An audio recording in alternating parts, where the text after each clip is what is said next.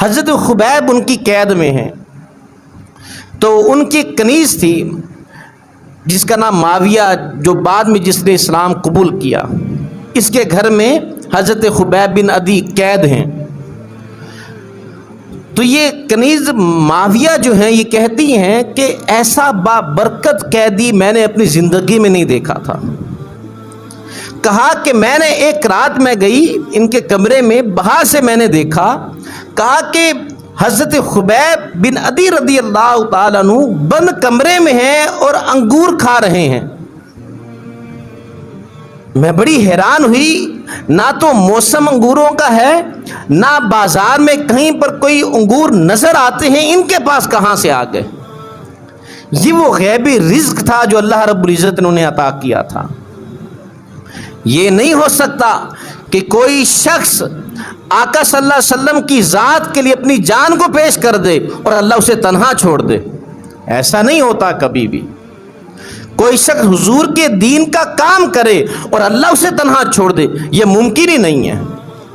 اللہ بڑے بڑے انعام و کرام سے نوازتا ہے، اللہ کے دین کی خاطر نکلے تو صحیح، اس کے دین کا کام کر کے دیکھے کہاں کہاں سے نوازتا ہے، وہ کیسے کیسی برکتیں عطا کرتا ہے اور کیسی کیسی چیزیں انسان کو دیکھنے کو ملیں۔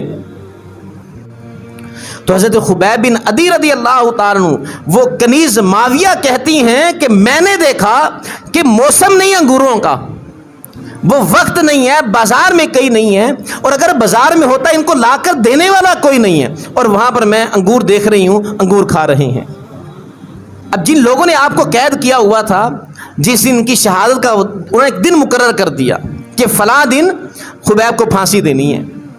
جب وہ مقررہ دن آیا تھے تو آپ نے کسی کو آواز دی، کہا کہ میں دو غسل کرنا کہ آج میری شہادت کا دن ہے، تو صاف ستھرا ہو کر اللہ کی بارگاہ میں حاضر ہوں۔ ساتھ آپ نے اپنے جسم کی صفائی کے لیے اس طرح بھی طلب کیا، اہم گئی۔ تو خبیب بن عدی نے پریشانی کو بھانپ لیا، کہا کیا تو ڈر رہی ہے؟ اتخشینا ان اقتلا، کہ میں اس کو قتل کر دوں گا؟ کہا کہ نہیں قتل کرتا، ہمارے نبی کی تعلیمات ہیں ہی نہیں۔ کہا تو نہ گھبرا، ہم اتنے کم ظرف نہیں ہیں کہ بچوں سے بدلہ لینا شروع کر دیں۔ ما کنت افعل ذلک انشاءاللہ، اللہ نے چاہا میں ایسا ہرگز نہیں کروں گا۔ وقت مقررہ آ گیا، حضرت خبیب رضی اللہ تعالیٰ عنہ جب آپ کو لے جانے لگے آپ کو پھانسی پر لٹکانے کے لیے، تو حضرت خبیب نے کہا کہ مجھے 2 نفل پڑھنے کی اجازت دے دو۔ آپ نے مختصر جلدی سے 2 نفل ادا کیے اور کہا 2 نفل پڑھنے کے بعد میرا دل چاہ رہا تھا اپنی نماز کو لمبا کر دوں، لیکن پھر یہ سوچ کر کہیں تم یہ نہ سوچنے لگو شاید موت سے ڈر کر نفل کو لمبا کر دیا۔ نہیں، ہم موت سے گھبرانے والے نہیں ہیں۔